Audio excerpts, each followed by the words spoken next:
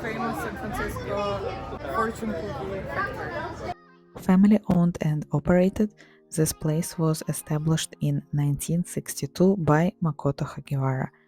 When you enter the building, you can see some old newspapers on the walls telling a little bit of story about this place.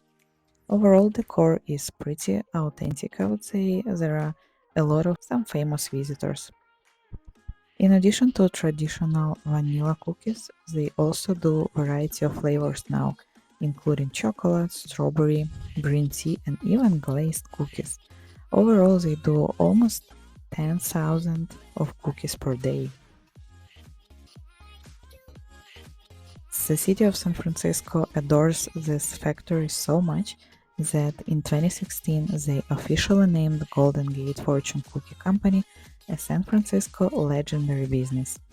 So we definitely had to try it, and we got 2 packs of traditional vanilla cookies, $10 each. So if you are in the city, definitely visit this place.